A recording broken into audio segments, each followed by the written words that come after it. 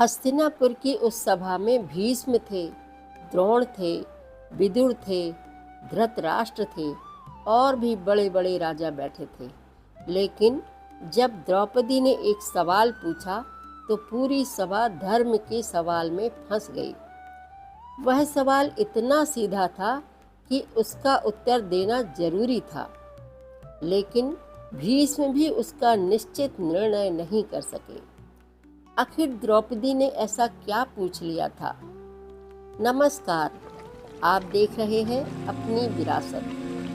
महाभारत में एक ऐसी सभा का वर्णन आता है जहां एक ओर हस्तिनापुर के सबसे बड़े बड़े लोग बैठे थे और दूसरी ओर एक स्त्री अपने अधिकार के लिए सवाल कर रही थी। वह स्त्री थी द्रौपदी। लेकिन आज हम केवल उसके अपमान की कहानी नहीं सुनेंगे। आज हम उस एक सवाल को समझेंगे जिसने पूरी सभा के सामने धर्म का संकट खड़ा कर दिया था। हस्तिनापुर में युधिष्ठिर को जुए के लिए बुलाया गया। सामने शकुनी था। खेल शुरू हुआ और युधिष्ठिर एक एक करके अपना धन और संपत्ति हारते गए। फिर उन्होंने अपने भाइयों को दांव पर लगाया। नकुल, सहदेव, अर्जुन, भीम और अंत में युधिष्ठिर ने स्वयं को भी दांव पर लगा दिया। वह भी हार गए। अब उनके पास अपना कुछ भी नहीं बचा था। लेकिन खेल यहीं समाप्त नहीं हुआ। द्रौपदी को भी दांव पर लगाया गया और शकुनी ने पांसा फेंका। द्रौपदी को जीता हुआ घोषित कर दिया गया। इसके बाद दुर्योधन ने द्रौपदी को सभा में बुलाने के लिए संदेश भेजा। लेकिन जब संदेश वाहक द्रौपदी के पास पहुंचा तो द्रौपदी ने उसकी बात सुनकर आने से पहले एक सवाल पूछा, और यही सवाल इस पूरी घटना का सबसे महत्वपूर्ण हिस्सा है। द्रौपदी का सवाल।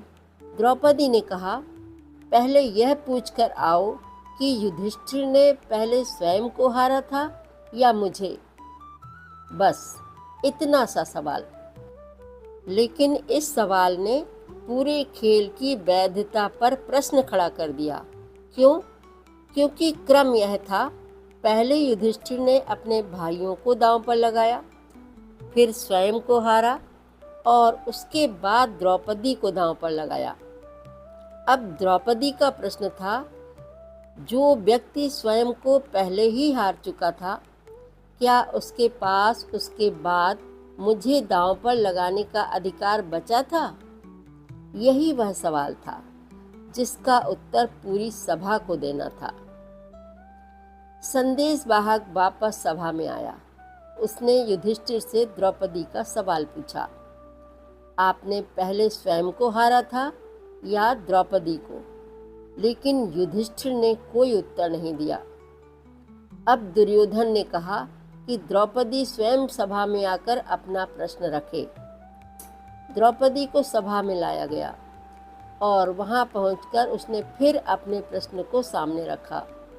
अब सवाल सिर्फ द्रौपदी का नहीं था, पूरी सभा से पूछा जा रहा था, धर्म क्या कहता है? सभा में भीष्म पितामह मौजूद थे। उनसे बड़ा और अनुभवी व्यक्ति वहां शायद ही कोई था। द्रौपदी के प्रश्न के सामने अब सबकी निगाहें भीष्म पर थीं। लेकिन भीष्म ने कहा कि धर्म का मार्ग अत्यंत सूक्ष्म है और इस परिस्थिति में वे निश्चित रूप से यह निर्णय नहीं कर पा रहे हैं कि द्रौपदी को जीता हुआ माना जाए या नहीं। यानी भीष्म ने सवाल को टाला नहीं, उन्होंने यह स्वीकार किया कि मामला आसान नहीं है। एक और प्रश्न था, युधिष्ठिर ने स्वयं को पहले हार दिया था। दूसरी ओर उस समय के अधिकार और दाम्पत्य से जुड़े धर्म के प्रश्न थे। इसीलिए भीष्म निश्चित निर्णय नहीं दे सके और सभा में धर्म का संकट और गहरा गया। तभी विकर्ण खड़ा हुआ। अब महाभारत का एक बहुत रोचक मोड़ आता है। विकर्ण, दुर्योधन का अपना भाई। वह खड़ा हुआ और द्रौपदी के प्रश्न का समर्थन किया। उसने कहा कि उसके विचार से द्रौपदी को जीता हुआ नहीं माना जाना चाहिए। उसने तर्क दिया कि युधिष्ठिर पहले स्वयं को हार चुके थे और जब वह स्वयं ही अपने ऊपर अधिकार खो चुके थे, तब द्रौपदी को दांव पर लगाने का अधिकार कैसे बचा। विकर्ण ने सभा के सामने अपना मत रखा और उसके बोलने पर सभा में लोगों की प्रतिक्रिया भी हुई, लेकिन तभी कर्ण ने विकर्ण की बात का विरोध किया। कर्ण ने कहा कि द्रौपदी को दांव पर लगाया गया था और वह जीती जा चुकी थी। उसने विकर्ण को अनुभवहीन बताते हुए उसके तर्क को खारिज किया और द्रौपदी के प्रति अत्यंत कठोर बातें कहीं। और इसके बाद सभा का वातावरण और भी भयानक हो गया। इस पूरे प्रसंग में विदुर लगातार विरोध करने वालों में थे। उन्होंने द्रौपदी को दासी मानने और उसके साथ ऐसा व्यवहार करने का विरोध किया। विदुर के लिए यह सिर्फ जुए की जीत हार का मामला नहीं था, यह धर्म और अधर्म का प्रश्न था। लेकिन उनकी आवाज उस सभा में वह परिवर्तन नहीं ला सकी जिसकी जरूरत थी। और यही महाभारत की इस घटना को इतना दर्दनाक बनाता है। असली सवाल क्या था? कई बार हम द्रौपदी के इस प्रसंग को केवल उसके अपमान की घटना के रूप में देखते हैं, लेकिन उसके प्रश्न में इससे भी गहरी बात थी। वह पूछ रही थी, क्या किसी व्यक्ति को स्वयं पर अधिकार खो देने के बाद भी किसी दूसरे व्यक्ति को दांव पर लगाने का अधिकार रहता है? यह सवाल सिर्फ उस समय के लिए नहीं था, यह उस सभा की पूरी नैतिकता को चुनौती दे रहा था। और सबसे बड़ी बात, द्रौपदी ने चुपचाप अपना भाग्य स्वीकार नहीं किया। उसने प्रश्न किया, बार बार किया और सभा से उत्तर मांगा। आज हमारे लिए इस कहानी की सीख है कि हमारे जीवन में भी कई बार ऐसा होता है। किसी के साथ गलत होता है, लेकिन लोग कहते हैं हमें क्या लेना देना। परिवार में अन्याय होता है, लोग चुप रहते हैं। ऑफिस में किसी का हक छीना जाता है, लोग देखते रहते हैं। किसी कमजोर व्यक्ति के साथ गलत व्यवहार होता है और आसपास खड़े लोग केवल तमाशा देखते हैं। महाभारत का यह प्रसंग हमें कम से कम इतना सोचने पर मजबूर करता है कि जब हमारे सामने गलत हो रहा हो, तब हमारी चुप्पी किसके पक्ष में खड़ी होती है।